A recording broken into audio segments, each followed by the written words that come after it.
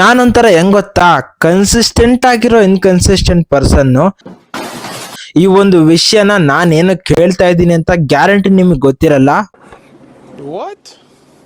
Because ನಾನು ಏನಕ್ಕೆ ಅಂತ ಹೇಳಿಲ್ಲ ನಿಮ್ಗೆ. ಬಟ್ ಈಗ ಹೇಳ್ತೀನಿ ಏನಕ್ಕಪ್ಪ ಅಂದ್ರೆ, ನಾನು ಸ್ಟ್ರೇಂಜರ್ ಥಿಂಗ್ಸ್ ಈ ಒಂದು ವೆಬ್ ಸೀರೀಸ್ ನ ನೋಡೋದಕ್ಕೆ ಸ್ಟಾರ್ಟ್ ಮಾಡಿ ಆಲ್ಮೋಸ್ಟ್ ಅಲ್ಲಿ 2 ತಿಂಗಳಾಗ್ತಾ ಬಂತು. ಸೀಸನ್ 1 ಸ್ಟಾರ್ಟ್ ಮಾಡಿದಾಗ ಹೇಳಿದ್ದೆ, ಸೀಸನ್ 5 ಇದೇ ಡಿಸೆಂಬರ್ ಎಂಡಿಂಗ್ ಅಷ್ಟೊತ್ತಿಗೆ ನಾನು ಕಂಪ್ಲೀಟ್ ಮಾಡಿ 5 ಸೀಸನ್ ನ ರಿವ್ಯೂನ ಅಪ್ಲೋಡ್ ಮಾಡ್ತೀನಿ ಅಂತ. ಈಗ ಆಲ್ರೆಡಿ ಫೆಬ್ರವರಿ ಮಂತ್ ಬಂತು, ನಾನು ಇನ್ನೂ ಅಪ್ಲೋಡ್ ಮಾಡಿರೋದು 2 ಸೀಸನ್ ನ ರಿವ್ಯೂನ.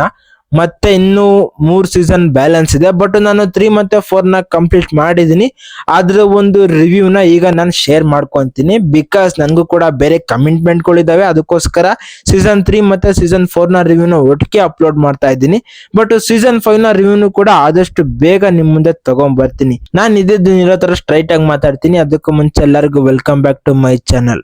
ವಿಡಿಯೋ ಸ್ಟಾರ್ಟ್ ಮಾಡೋದಕ್ಕೂ ಮುಂಚೆ ಒಂದು ವಿಷಯ, ನಮ್ಮ ಸೋಷಿಯಲ್ ಮೀಡಿಯಾದಲ್ಲಿರೋ ದೊಡ್ಡ ದೊಡ್ಡ ಇನ್ಫ್ಲೂಯೆನ್ಸರ್ಸ್ ಎಲ್ಲ ಸೇರ್ಕೊಂಡು ಒಂದು ಶಾರ್ಟ್ ಮೂವಿನ ಮಾಡಿದ್ದಾರೆ. ಅದರ ಹೆಸರೇನೆ ದಿ ಬುಕ್ ಅಂತ.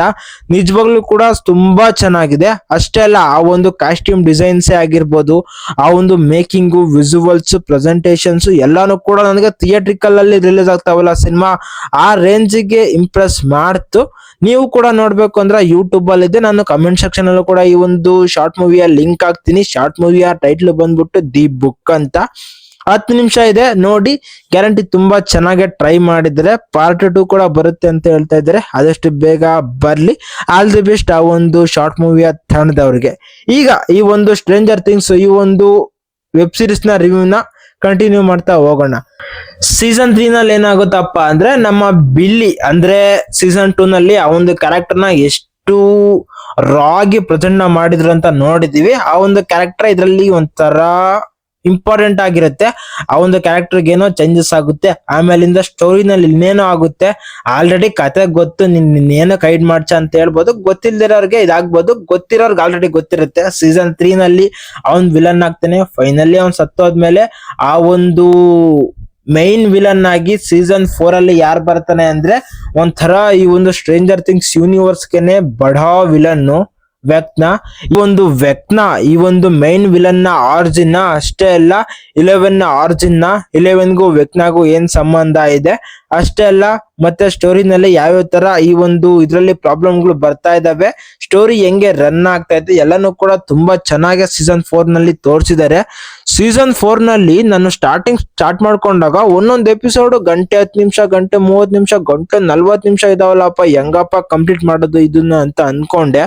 ಬಟ್ ಒನ್ ಟೈಮ್ ಸ್ಟಾರ್ಟ್ ಮಾಡಿದಾದ್ಮೇಲೆ ಆರಾಮಾಗಿ ಮುಗ್ಸಾಕ್ತಿವಿ. ಅಷ್ಟು ಇಂಟ್ರೆಸ್ಟಿಂಗ್ ಆಗಿದಾವೆ, ಟೈಮ್ ಹೋಗೋದೇ ಗೊತ್ತಾಗೋದಿಲ್ಲ. ಸೀಸನ್ ನ ನೀವು ಕೂಡ ನೋಡಿ, ನಿಮ್ಗೂ ಇಷ್ಟ ಆಗುತ್ತೆ. ನನ್ಗೆ ಈ ಒಂದು ಸೀಸನ್ ಅಲ್ಲಿ ಸಖತ್ ಇಂಪ್ರೆಸ್ ಮಾಡಿದಂತ ಕ್ಯಾರೆಕ್ಟರ್ ಸ್ಟೀವ್ ಆರಿಂಗ್ಟನ್. ಸ್ಟಾರ್ಟಿಂಗ್ 1ನೇ ಸೀಸನ್ ಅಲ್ಲಿ ಏನಪ್ಪಾ ಕ್ಯಾರೆಕ್ಟರ್ ಇದು, ಒಂಥರ ಇರಿಟೇಷನ್ ಅನಿಸ್ಬಿಡುತ್ತೆ. ಬಟ್ ಬರ್ತಾ ಬರ್ತಾ ಒಂದು ಕ್ಯಾರೆಕ್ಟರ್ ನ ಈ ರೇಂಜಿಗೆ ತಗೊಂಡ್ಬಂದಿದ್ದಾರೆ. ಆಮೇಲಿಂದ ನನ್ಗೆ ಇನ್ನೂ ಜಾಸ್ತಿ ಇಷ್ಟ ಆಗಿದ್ದು ಅಂದ್ರೆ ಡಸ್ಟಿನ್. ಈ ಒಂದು ಕ್ಯಾರೆಕ್ಟರ್ ಒಂಥರ ಜೀನಿಯಸ್ ಕ್ಯಾರೆಕ್ಟರ್. ನನ್ಗೆ ಸೀಸನ್ 1 ಇಂದ ಈ ಒಂದು ಕ್ಯಾರೆಕ್ಟರ್ ತುಂಬಾ ಇಷ್ಟ ಆಯ್ತು. ಆ ಒಂದು ಲೆವೆಲ್ಗೆ ಎಲ್ಲೂ ಕೂಡ ತಗೊಂಡ್ ಬಂದಿದ್ದಾರೆ. ಆಮೇಲಿಂದ 11 ಅಬ್ಸಲ್ಯೂಟ್ಲಿ ಇಂಪ್ರೆಸಿವ್ ಆಗೇ ಇರುತ್ತೆ. ಇನ್ನು ಮ್ಯಾಕ್ಸ್ ಕ್ಯಾರೆಕ್ಟರ್ ಇದೆಯಲ್ಲ, ಸೀಸನ್ 4 ನಲ್ಲಿ ತುಂಬಾ ಇಂಪಾರ್ಟೆಂಟ್ ಕ್ಯಾರೆಕ್ಟರ್ ನ ಪ್ಲೇ ಮಾಡ್ತಾ ಇದೆ. ಅಷ್ಟೆಲ್ಲ ಆ ಒಂದು ಕ್ಯಾರೆಕ್ಟರ್ ಮೇಲೆ ತುಂಬಾ ಬೇಸಿಕ್ ಆಗಿರೋ ಸ್ಟೋರಿ ನಿಂತಿದೆ. ಅದರಲ್ಲಿ ಅವರು ಕೂಡ ತುಂಬಾ ಚೆನ್ನಾಗಿ ಆಕ್ಟಿಂಗ್ ನ ಮಾಡಿದ್ದಾರೆ, ಆ ಒಂದು ಆಕ್ಟರ್ ಕೂಡ.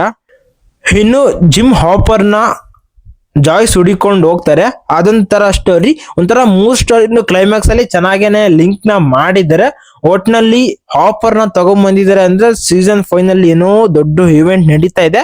ಆ ಒಂದು ಕಡೆ ಕರ್ಕೊಂಬಂದು ಇವ್ರನ್ನು ಕೂಡ ಏನೋ ಬಲಿಗಿಲಿ ಕೊಡ್ತಾರೇನೋ ಮತ್ತೆ ಅಂತ ನೋಡ್ಬೇಕು. ಆಲ್ಮೋಸ್ಟ್ ಅಲ್ಲಿ ಸೀಸನ್ 3 ನಲ್ಲೇನೆ ಮುಗ್ಸಾಕಿದ್ರು ಆ ಒಂದು ಕ್ಯಾರೆಕ್ಟರ್ ನ. ಸೀಸನ್ 4 ನಲ್ಲಿ ಬೇಕು ಅಂತ ಮೈಂಡ್ ಬ್ಲೋಯಿಂಗ್ ಆಗಿ ಬ್ರಿಲಿಯಂಟ್ ಆಗಿ ತಗೊಂಡ್ಬಂದಿದ್ದಾರೆ. ನೋಡೋಣ ಸೀಸನ್ 5 ನಲ್ಲಿ ಆ ಒಂದು ಕ್ಯಾರೆಕ್ಟರ್ ಹೆಂಗ್ ಯೂಸ್ ಮಾಡ್ಕೊಂತಾರೆ ಅಂತ. ಇನ್ನೇನ್ ಹೇಳ್ತೀರಾ ಗುರು, ವಿಜುವಲ್ಸ್ ಅಲ್ಲಿ ಆಗಿರ್ಬೋದು, ಪ್ರೆಸೆಂಟೇಷನ್ ಅಲ್ಲಿ ಆಗಿರ್ಬೋದು, ತುಂಬಾ ಚೆನ್ನಾಗಿದೆ. ಅದ್ರಲ್ಲೂ 11 ಕ್ಯಾರೆಕ್ಟರ್ಗೆ ತುಂಬಾ ಚೆನ್ನಾಗೇನೆ ಒಂಥರ 0 ಇಂದ ಹೀರೋ ಯಾವ ತರ ಆದ್ಲು, ಮತ್ತೆ ಪವರ್ ಕಳ್ಕೊಂಡಿದ್ದಳು, ಮತ್ತೆ ಯಾವ ತರ ಪವರ್ ನ ತಗೊಂಡು ತುಂಬಾ ಚೆನ್ನಾಗಿ ತೋರಿಸಿದ್ದಾರೆ. ನೋಡ್ಬೇಕು ಸೀಸನ್ 5 ನ ಹೆಂಗಿರುತ್ತೆ ಅಂತ. ನನಗ್ ಮಾತ್ರ ಈ ಒಂದು ಸ್ಟ್ರೇಂಜರ್ ಥಿಂಗ್ಸ್ ಒಂದು ರೇಂಜಿಗೆ ಇಷ್ಟ ಆಯ್ತು. ಬಟ್ ನನಗೆ ವೆಬ್ ಸೀರೀಸ್ ಅಂತ ಬಂದ್ರೆ Game of Thrones all time favourite. ಅದಾದ್ಮೇಲಿಂದ ವೈಕಿಂಗ್ಸ್ ಒಂದು ರೇಂಜ್ಗೆ ಚೆನ್ನಾಗಿದೆ, ಬ್ರೇಕಿಂಗ್ ಬ್ಯಾಡ್ ಕೂಡ ಬ್ರಿಲಿಯಂಟ್ ಆಗಿ ಇದೆ. ಆ ಒಂದು ಲೆವೆಲ್ ಇಲ್ಲ ಅನ್ನೋದಂದ್ರೂ ಕೂಡ ಒಂದು ಡೀಸೆಂಟ್ ವೆಬ್ ಸೀರೀಸ್ ಇದು ಅಂದ್ರೆ ತಪ್ಪಾಗಲ್ಲ.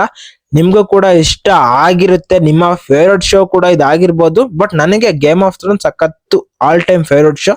ನಿಮ್ಗೆ ಯಾವ್ದು ಅಂತ ನಿಮ್ಮ ಒಂದು ಫೇವರೆಟ್ ಶೋನ ಕಮೆಂಟ್ ನ ಮಾಡಿ. ಸ್ಟ್ರೇಂಜರ್ ಥಿಂಗ್ಸ್ ಸೀಸನ್ 5 ಏನಿದೆ ಇದರ ಒಂದು ರಿವ್ಯೂನು ಕೂಡ ಆದಷ್ಟು ಬೇಗ ಅಪ್ಲೋಡ್ ನ ಮಾಡ್ತೀನಿ.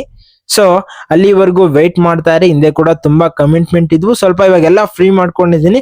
ಆಲ್ಮೋಸ್ಟ್ ಅಲ್ಲಿ ವಿಡಿಯೋ ಮಾಡೋದು ಅಪ್ಲೋಡ್ ಮಾಡೋದು, ವಿಡಿಯೋ ಮಾಡೋದು ಅಪ್ಲೋಡ್ ಮಾಡೋದು, ಇದೇ ನನ್ನ ಕೆಲಸ. ನಾನು ಒಳ್ಳೊಳ್ಳೆ ವಿಡಿಯೋನ ನಿಮ್ ಮುಂದೆ ತಗೊಂಡ್ಬರ್ತೀನಿ. ನಿಮ್ಮ ಸಪೋರ್ಟ್ ಅಬ್ಸಲ್ಯೂಟ್ಲಿ ನನಗೆ ಬೇಕೇ ಬೇಕು. ಸೊ ಒಂದು ಲೈಕ್ ಮಾಡಿ, ನಿಮ್ಮ ಫ್ರೆಂಡ್ಸ್ಗೂ ಕೂಡ ಶೇರ್ ನ ಮಾಡಿ. ನಾನು ನಿಮ್ಗೆ ಮತ್ತೆ ಸಿಗ್ತಾ ಇರ್ತೀನಿ. ಬಾಯ್.